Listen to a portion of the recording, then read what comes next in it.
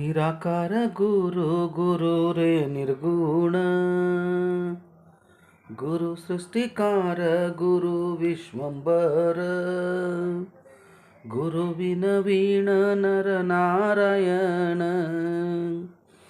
ಗುರು ಚರಿತಾಸೆ ಕರ ಪಾರಾಯಣ.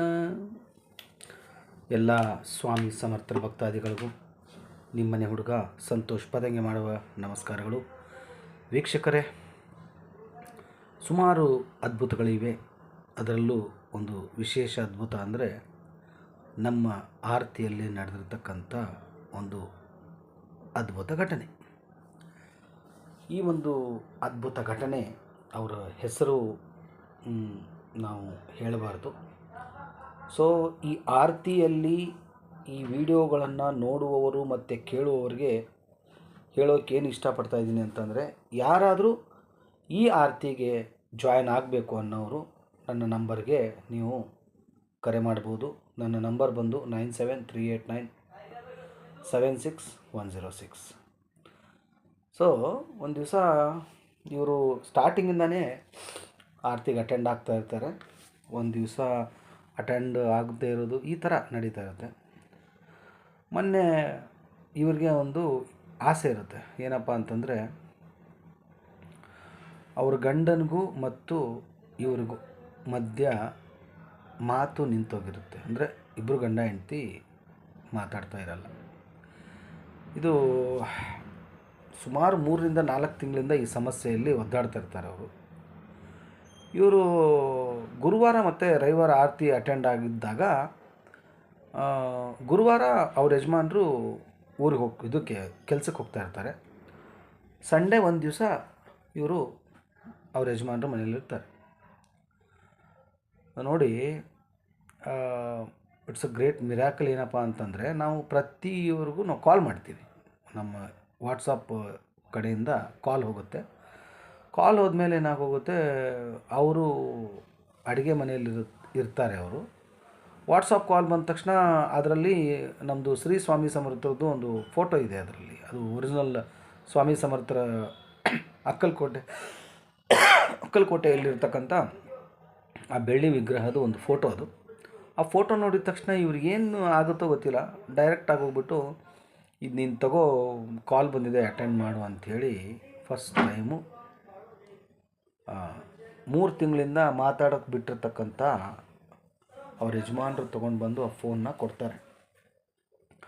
ನಾವು ಹೇಳ್ತಾ ಇರೋ ಥರವಾಗ ಏನಾಗೋಗುತ್ತೆ, ಅದು ಆ ಒಂದು ಅಂದರೆ ನಾವು ಏನು ಜಪ ಮಾಡ್ತೀವೋ ಆ ಒಂದು ಜಪ ಎಲ್ರಿಗೂ ಕೇಳಲಿ ಅಂಥೇಳಿ ಸ್ಪೀಕರ್ ಇಡೋಕ್ಕೆ ಹೇಳಿರ್ತೀನಿ ನಾನು. ಅವರು ಅದೇ ಥರ ಸ್ಪೀಕರ್ ಇಟ್ಟಿರ್ತಾರೆ. ಅದನ್ನು ಕೇಳ್ತಾ ಕೇಳ್ತಾ ಕೇಳ್ತಾ ಅವ್ರಿಗೇನು ಮೋಟಿವೇಟ್ ಆಗುತ್ತೆ ಏನೋ ಗೊತ್ತಿಲ್ಲ. ಆ ಒಂದು ಕೊನೆಗೆ ಒಂದು ಮಂತ್ರ ಹೇಳ್ತೀವಿ ನಾವು, ಇದು ದತ್ತಾತ್ರೇಯ ಮಹಾರಾಜರದು. ಆ ಮಂತ್ರ ಹೇಳೋ ಒಂದೇ ಒಂದು ಲೈನ್ ಹೇಳಿದ ತಕ್ಷಣ ಬಂದವರು ಅದ್ರ ಮುಂದೆ ಕೂತ್ಕೊಂಡ್ಬಿಡ್ತಾರೆ. ಸೊ ಅವರಿಗೆ ಏನು ಆಗೋಗುತ್ತೆ ಅಂತಂದರೆ, ಈ ಆರತಿಗೆ ಅಟೆಂಡ್ ಆಗಿರ್ತಕ್ಕಂಥ ನಮ್ಮ ವ್ಯೂವರ್ಸ್ಗೆ ಅವರು ಸುಮ್ಮನೆ ಯಾರೋ ಹೇಳಿರ್ತಾರೆ, ಅದಕ್ಕೊಂದು ಕಾಟಾಚಾರಕ್ಕೆ ಅವ್ರು ಅಟೆಂಡ್ ಆಗಿರ್ತಾರೆ. ಬಟ್ 3 ತಿಂಗಳಿಂದ ಮಾತು ಬಿಟ್ಟಿರ್ತಕ್ಕಂಥ ಗಂಡ ಪಕ್ಕದಲ್ಲಿ ಬಂದು ಕೂತ್ಕೊಂಡು ಆ ಒಂದು ಆರತಿ ಕೇಳಿದ ತಕ್ಷಣ ಆ್ಯಸ್ ಇಟ್ ಈಸ್ ಮೊದಲು ಹೆಂಗಿದ್ರೋ ಅದೇ ಥರ ಮಾತಾಡೋಕ್ಕೆ ಸ್ಟಾರ್ಟ್ ಆಗಿಬಿಡ್ತಾರೆ ಮನೆಯಲ್ಲಿ. ಈ ಒಂದು ಅನುಭವ ಅವರು ಹಂಚ್ಕೋಬೇಕಾದ್ರೆ ಅವರು ಎಷ್ಟು ಅದನ್ನು ಒಂದು ಆನಂದಭರಿತವಾಗಿ ಹೇಳಿದ್ರಪ್ಪ ಅಂತಂದರೆ, ಅಷ್ಟು ಖುಷಿ ವಿಚಾರ ಇತ್ತು ಅವರ ಒಂದು ಆ ಹೇಳೋ ಮಾತಲ್ಲಿ. ಇಟ್ಸ್ ರಿಯಲಿ, ನಾನು ಅನ್ಕೋತಾ ಇದ್ದೀನಿ ವೀಕ್ಷಕರೇ, ಎಲ್ಲೋ ಒಂದು ಮೂಲೆಯಲ್ಲಿ ಕೂತ್ಕೊಂಡು ಮಾಡುವಂಥ ಪ್ರಯತ್ನ ಸ್ವಾಮಿ ಸಮರ್ಥ ಮಹಾರಾಜರು ಅದಕ್ಕೆ ಒಂದು ರಿಸಲ್ಟ್ ಕೊಡ್ತಾ ಇದ್ದಾರೆ. ಅದು ತುಂಬ ಖುಷಿ ವಿಚಾರ. ಸೊ ಇವಾಗ ನೀವು ನೋಡ್ತಾ ಇರೋ ಸಿಚುವೇಶನು, ಸ್ವಾಮಿ ಸಮರ್ಥರ ವಿಗ್ರಹ ಪಾರಾಯಣ ನಡೀತಾ ಇದೆ, 7 ದಿನದ ಪಾರಾಯಣ. ಸೊ ತುಂಬ ಪಾಸಿಟಿವ್ ವ್ಯೂಸ್ ಇದೆ. ಬೆಳಗಿನ ಜಾವ ಎದ್ದು ಹೋಮನೂ ನಡೀತಾ ಇದೆ, ಜೊತೆಗೆ ಈ ಪಾರಾಯಣ ನಡೀತಾ ಇದೆ. ತುಂಬ ಖುಷಿ ವಿಚಾರ. ಮತ್ತು ಇನ್ನೊಬ್ಬರು ಅವ್ರ ಹೆಸರು ರೂಪಕ್ಕ ಅಂತ ಕರೆಯೋದು ಅವ್ರನ್ನ. ಅವ್ರು ಇವತ್ತು ಫೋನ್ ಮಾಡಿಬಿಟ್ಟು ಒಂದು ಮಾತು ಹೇಳಿದ್ರು ನನಗೆ, ಸಂತೋಷಣ ಈ ಒಂದು ಆರತಿ ನೀವು ಪ್ರತಿದಿನ ಮಾಡಿ ಅಂಥೇಳಿ. ಬಟ್ ಕಷ್ಟ ಇದೆ. ಸೊ ಎಲ್ಲನೂ ಮೇಂಟೆನೆನ್ಸ್ ಮಾಡೋಕ್ಕಾಗಲ್ಲ. ಆರತಿ ಅಂತಂದರೆ ಅಷ್ಟೇ ಶುದ್ಧಾಚಾರವಾಗಿ ಇದ್ಕೊಂಡು ಅದನ್ನು ಮಾಡಬೇಕಾಗತ್ತೆ.